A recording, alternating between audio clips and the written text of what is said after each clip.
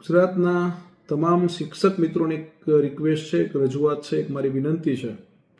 હાલ તો ઘણી બધી ભરતી પ્રક્રિયા થઈ છે. એમાં જે મિત્રોને 11-12માં નોકરી મળી ગઈ છે, 9-10માં મળી ગઈ છે, કે પછી જે મિત્રો 1 થી 5માં હાજર થઈ ગયા છે, એવા તમામ મિત્રોને એક રિક્વેસ્ટ છે, એક વિનંતી છે કે ખાસ હાલ જે 6 થી 8ની ભરતી પ્રક્રિયા ચાલે છે અને એમાં જિલ્લા પસંદગી ચાલે છે, એમાં ખાસ જે મિત્રો 1 થી 5માં લાગી ગયા છે તો એ મિત્રો પણ 6 થી 8ની અંદર ફરી પાછા આવવા પ્રયત્ન ના કરતા મહેરબાની કરીને આટલો સહકાર આપજો, જેથી અન્ય મિત્રોને નોકરી મળે. તમને 1 થી 5માં નોકરી મળી ગઈ છે, 1 થી 5ની અંદર બહુ બધી જગ્યા આવનારા સમયમાં આવવાની છે અને 1 થી 5માં રિટાયરમેન્ટ એ બહુ મોટું છે, એટલે તમને જિલ્લા ફેરની પણ પુષ્કળ તકો છે. જો તમે 1 થી 5માં રહેશો તો તમે તમારા જિલ્લામાં પણ જઈ શકવાના છો. હાલ જે જગ્યાએ જોબ મળી છે ત્યાં શાંતિથી જોબ કરજો.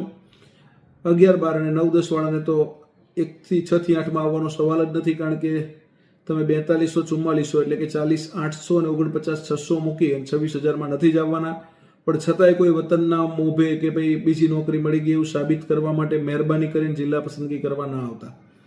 તમને જે જોબ મળી છે, જ્યાં મળી છે, સરસ જગ્યાએ મળી છે, શાંતિથી જોબ કરજો, પણ આટલો સહકાર આપજો કે જેથી કરીને અન્ય મિત્રો જેમને નોકરી નથી મળી એમને પહેલી નોકરી મળવાની છે.